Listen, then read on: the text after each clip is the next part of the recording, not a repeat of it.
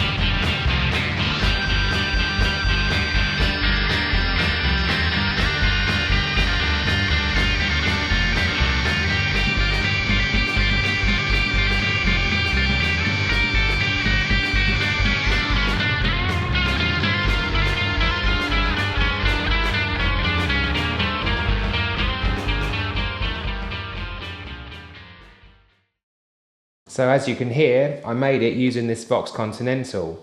Now I bought this organ in January of last year, so January 2023. And so obviously I was listening to John Cale's original organ part, and his bass line was played with his left hand. There's no bass guitar in Sister Ray whatsoever. It's literally John's left hand on the organ and his right hand obviously playing the melody and solos and whatnot. Something like this.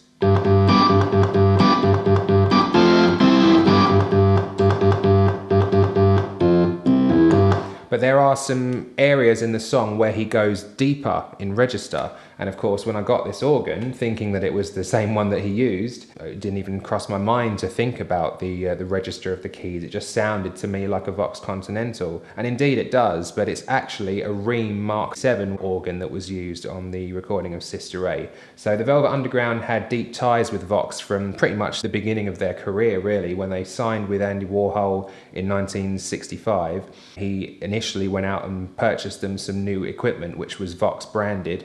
And then eventually they managed to sign an endorsement deal later in 1966 and got a lot of free equipment from Vox, including a Continental organ. But by 1967, when Sister Ray was recorded, he must have discovered that in live shows he would want to have a deeper bass sound, and the Vox Continental only comes down to C, and that Rheem Mark V obviously fit the bill. And because it sounds quite similar, it's just another transistor combo organ, people have just mistakenly believed that it was a Vox that was used on Sister Ray, but that's not the case, and so that's a little debunk for you. But yeah, the Rheem was very similar to other organs like the Gibson G101, the Farfisa Compact, and the Yamaha YC10. They were all of a similar breed.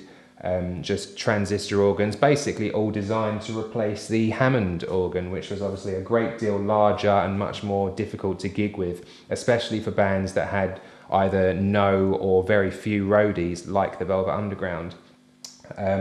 So yeah, that's why he would have used that organ, because it had more bass and it did the things that he needed it to do, whereas the Vox by 1967 was actually quite outdated. Like, this particular organ dates from 1964, so they were obviously developing the features on the organs over the next couple of years to outdo each other, all these different companies, and yeah, the Rheem just happens to be the winner.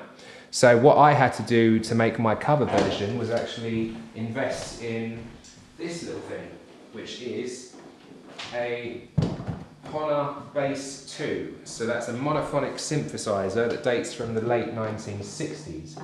So the reason that I bought this model in particular was because it has the same range, like bass range and amount of keys, as the Fender Rhodes bass piano, which was of course used by Manzarek in the Doors. So I then had that extra bass register to play Sister Ray as per the original recording. So I was able to do that G to G octave that John was doing in the original, which would have sounded something like this.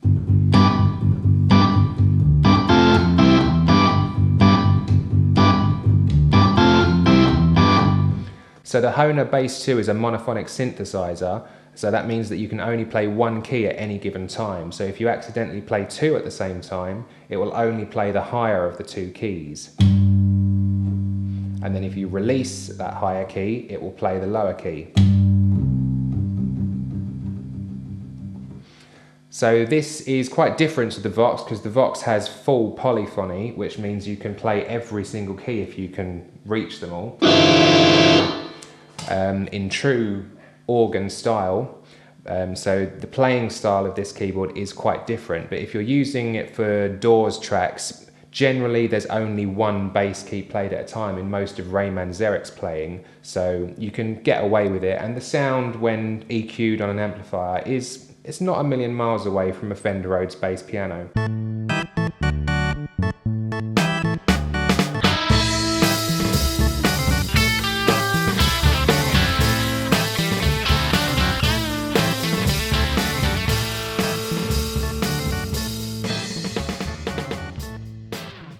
And there you have it. So that's how I played Sister Ray, using this Vox Continental and cheating a little bit by buying this Hohner Bass II. Obviously in lieu of having a Rheem Mark V, because they are very rare now and hard to get hold of, especially in the UK. So yeah, I really hope you enjoyed this video, and thanks for watching.